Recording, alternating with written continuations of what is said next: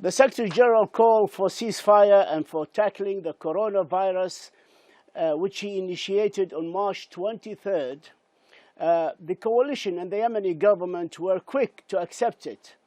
However, the ceasefire for 2 weeks by the coalition and the Yemeni government is expiring today, I think, but no acceptance by the Houthis yet. The coalition and the Yemeni government have shown their goodwill. What next?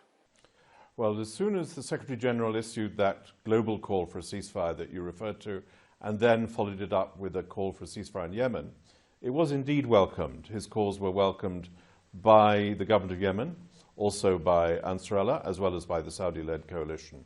And what we did immediately then was to put to the parties proposals for them to agree formally with us on a range of different issues. And one of the proposals, the first one indeed, is for a comprehensive nationwide ceasefire agreed by all, managed by the United Nations, by my mission.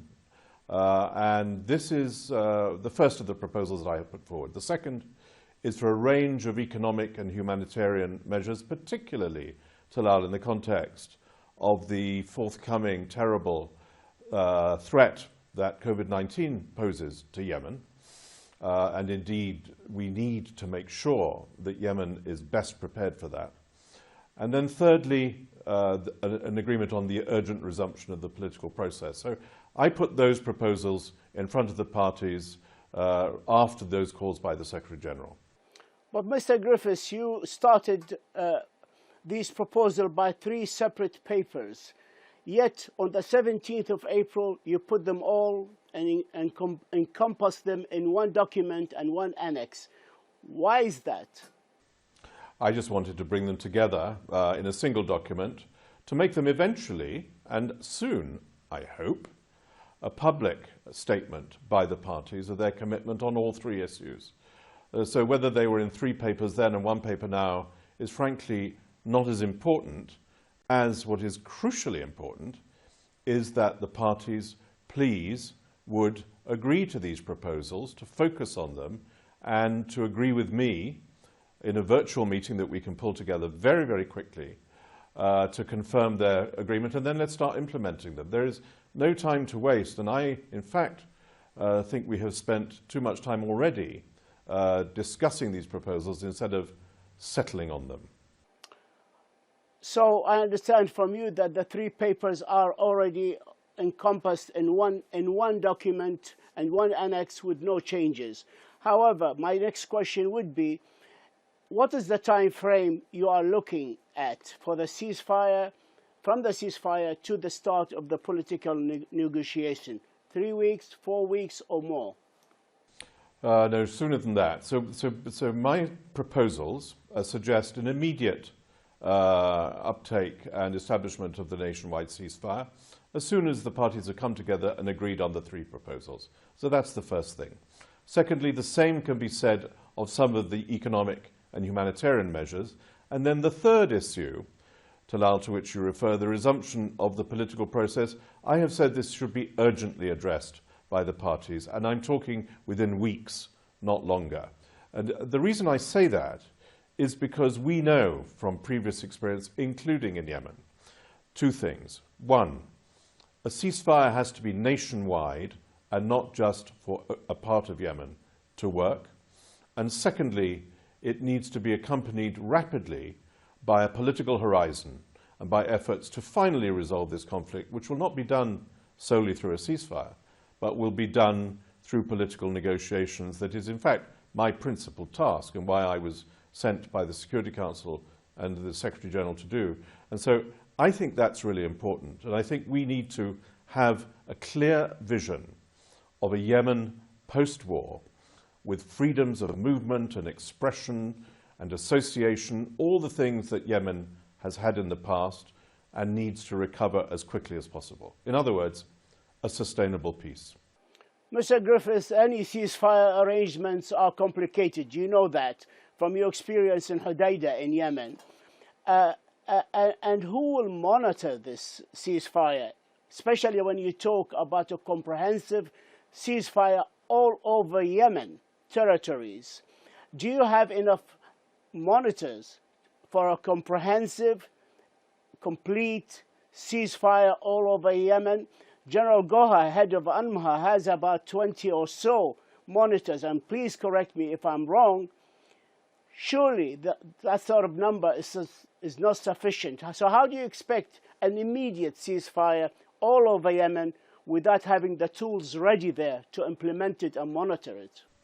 Well, I'm glad you asked that question, because we're proposing a slightly different approach, but one, in fact, Talal, which was used in Yemen in 2016 in the famous Dar al-Junub ceasefire, which lasted very well until finally it didn't. Now, what we have in mind, and we have been developing for some months and negotiating, by the way, between the parties, is a mechanism run by us, run by the United Nations, as indeed is the case in Hodeidah, which progressively rolls out throughout the country, through all the fronts of the country, different in that sense from the Hodeidah arrangement, which holds the parties accountable, and in which it is the parties and communities and the institutions in the governorates, where the fronts are, that will be reporting into our mechanism on potential breaches, on compliance, and on, perhaps even more importantly, on opening new roads, new humanitarian corridors, new access, which is what a ceasefire is intended to do, and to help make Yemen slightly better prepared for the COVID-19 fight, which is yet to come.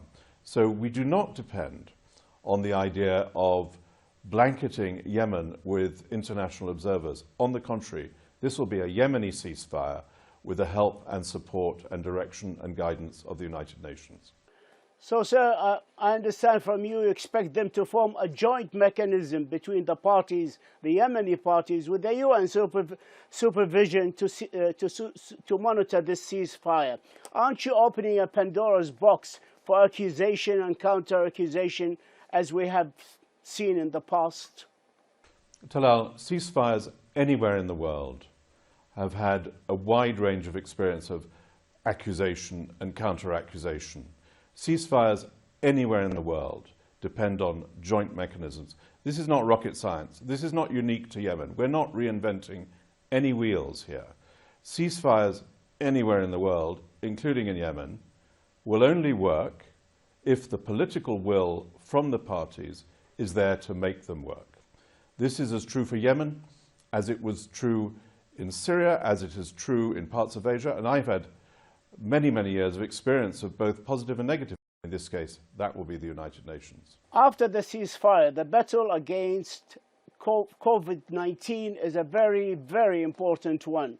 Do you expect all parties to join hands and form a joint committee to deal effectively with the epidemic in Yemen?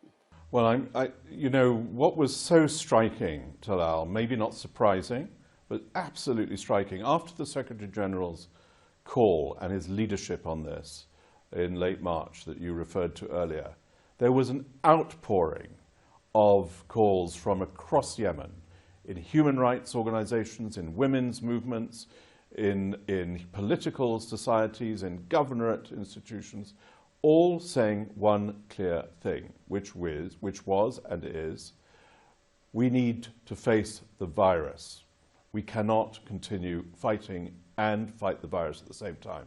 That call was so powerful and, in my experience, unprecedented in Yemen, and so united that it immediately had an impact on the idea that you've just referred to as a joint program under the United Nations, but with the full involvement of the government of Yemen and Ansarallah to combat the virus. The ministries of health, for example, the technical facilities that are inadequate in Yemen and need to be provided across the board to at least give us a fair chance. Lise Grandy, my colleague, who is in Sana'a, who is the resident humanitarian coordinator for the UN, her colleague, Altaf Musani, the WHO representative, they've been working on this since before the virus raised its head in Yemen.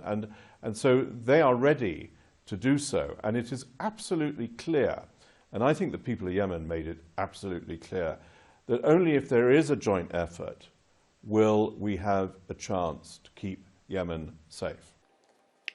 I'm going to ask you a question, sir, which you might not like, and that is, some accuse you of bending backward and forward to appease and not to practice apparent pressure on the Houthis. What do you say to them? I say what I have said since I began this assignment, this privilege 2 years ago. My job is not to put pressure. My job is to find agreement. I do not agree with those who say that agreement always comes only through pressure. Agreement comes through will. Agreement comes through opportunity. And agreement comes, most importantly for a mediator, which, as you know, Talal, is my job, through an understanding, a relationship which is built on experience of difference and experience of agreement. Those who say, please condemn party one or party two, that's a short-term solution. And I don't think Yemen deserves short-term solutions. Yemen deserves a chance to end this conflict, end it conclusively, return the country to its people and to the freedoms that they used to enjoy. My job is a very simple one. My job is to give the parties the opportunity to make that move happen and happen soon. But also maybe some argue that you should really give credit to the coalition and to the Yemeni government when they come forward and agree to proposal by you or by the Secretary General, which we found missing. For example, the Secretary Council has issued a statement this month appealing to the Houthis to respond to the ceasefire call, but at the same time thanking the coalition and the Saudi government for their leadership in this. We haven't heard these words from you, sir. Well, Talal, you're just asking me the same question with different words. I actually have said, made my approval, or for what it's worth, very clear when people do the right thing. And proposing ceasefires, agreeing with my boss, the Secretary General of the United Nations, that's the right thing. What I'm working on is trying to get a comprehensive, nationwide, mutually agreed ceasefire to happen. That's my focus. And I will not be distracted, and I will not be deterred from that by those who think that they want me to condemn this or praise that. My job is to try to forge a path forward for the people of Yemen. I actually often do praise people, by the way, and the reason I do so, I'm a father, for goodness sake. I know that praising my children, my family, is of great importance. When people praise me, I feel encouraged and emboldened. Praise, I think, is important. Recognition is important. Encouragement is important. But clarity of purpose is the most important. Do you want the Sana'a airport to open? Is that included in your latest proposal? And what guarantees do you have that no violation of the Security Council arms ban and arms smuggling could take place? 2 years ago, on my first briefing of the United Nations Security Council in this assignment, and you probably remember this, Talal, I called then for the opening of Sana'a Airport, and I have not changed my mind since that time. I continue to think it's admirable and important and necessary objective. Now, I'm not going to give any details of what is in the proposals because that would be improper. It would be wrong. This is for the parties to decide on, tell me their views, and then for us together to decide to make them public. So I'm afraid I cannot be drawn on specifics, but my position on opening Sana'a Airport has been well known since the time I began my work on this assignment.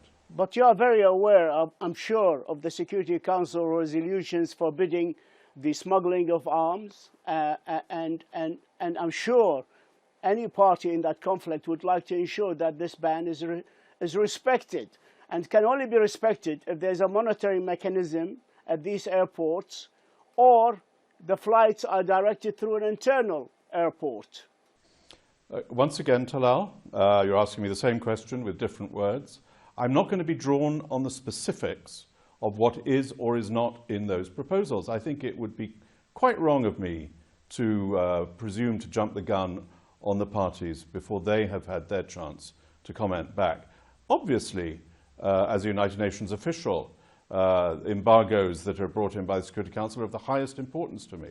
And I don't think the UN would be part of any measures which threaten those agreements, those sanctions, and that future. Thank you, sir, for this assurance.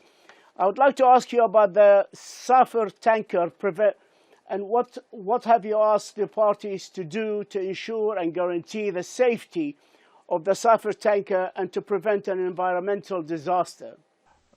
Once again, I'm not going to go into detail of what is in my proposals to the parties in this most recent papers to them. Again, I'm not going to be drawn on that, Talal.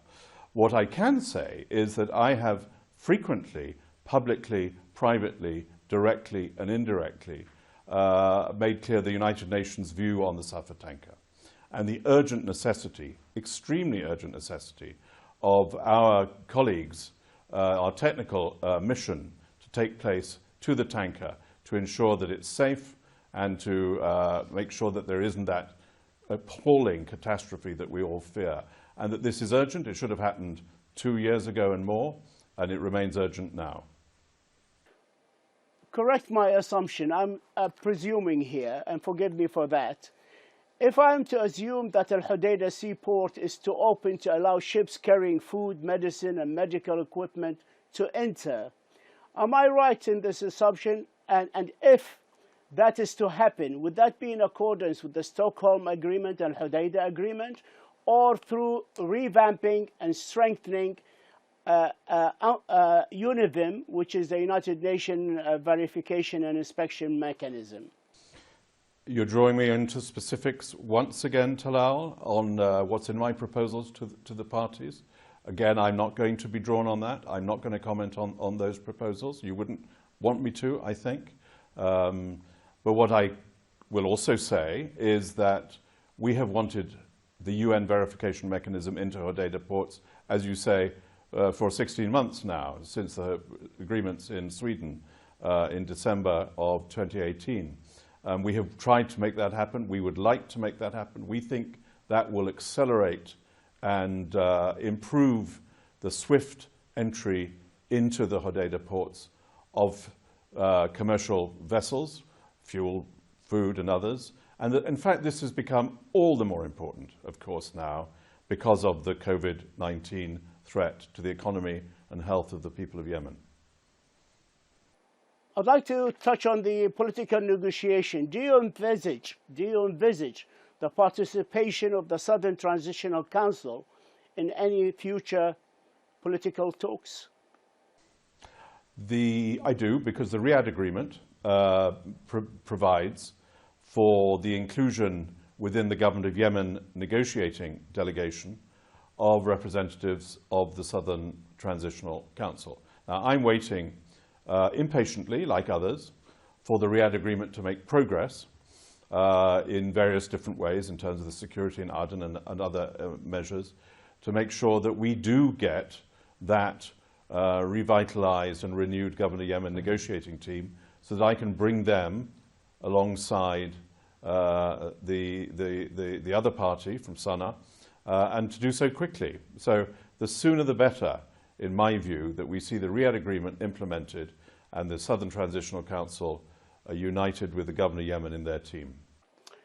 You said in the Security Council on the 16th of this month that the Redeployment Coordination Committee and Joint Technical Mechanism to implement the Hodeidah Agreement in effect stopped to function.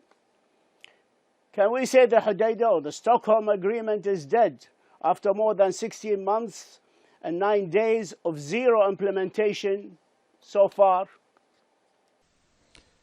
Well, I don't agree with the premise, obviously, of your question, Talal. It's not zero implementation, but let me not get distracted by that. The point I made then to the Security Council, and I will make it now, is that my colleague General Guha, who leads that mission, as you know, who is in Hodeidah as we speak, has every intention of trying to respond positively and quickly and aggressively and constructively to the issues raised by the Governor of Yemen after the tragic and unacceptable death of the government liaison officer, which occurred recently and which I have publicly mourned. That there needs to be a revitalization of the arrangements that underpin the Hodeidah agreement. And I know General Guha is onto it. And so I would urge both parties to engage with the RCC, as I know is asked by General Guha, and to do it soon and to do it quickly. What do you say to those who argue that the prisoners, detained and kidnapped person must be released immediately, and that this issue is in the heart of international humanitarian law? Do you agree with them that all these people kidnapped or imprisoned or detained must be released? I do absolutely. And there's almost been nothing as frustrating for me and for others as the lack of progress on getting people out of prison, despite many agreements. And I think you're right. Ramadan starts tomorrow.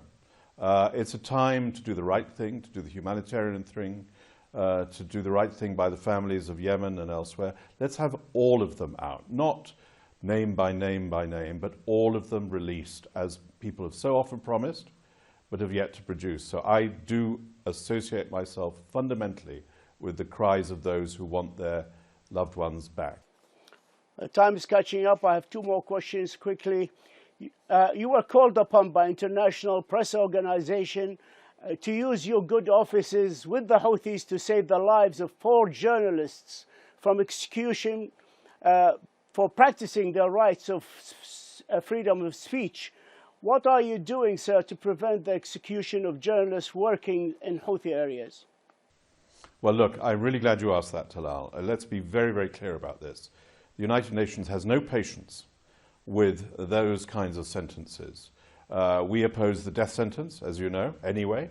Certainly in this case, we support the fundamental right of freedom of expression. And so those decisions that we heard about were very, very shocking. And the first thing that we did in response was, in fact, to try to get agreement, which I think we have in principle, for those journalists to be released in the next batch that will come out as part of the Amman agreement. Remember, we had talks here in Amman 6 weeks ago between the parties. So we want those journalists not just not suffering those sentences, but released and sent back to their families. Did you have any response from the Houthis to your efforts? Yes, I think we have agreed in principle that those journalists will be treated in that way. But, you know, I've seen so many agreements in principle with parties, all the parties in different ways on prisons, prisoner release. I'll see it when I believe it, but we're pushing for it. I'd like to ask you a last question about Iran. Have you been directly or indirectly in communication with the Iranian regime to facilitate your proposals, especially with the Houthis?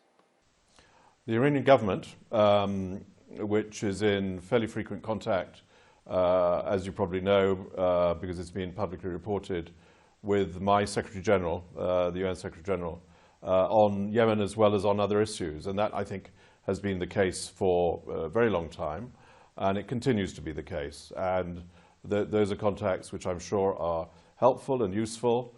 It's all part of the Secretary General's daily life and daily tasks. Mr. Martin Griffiths, the United Nations and Secretary General Special Envoy to Yemen, we thank you for your insight. We thank you for this special exclusive interview. And I hope I haven't angered you and that we will see you again on our screens soon.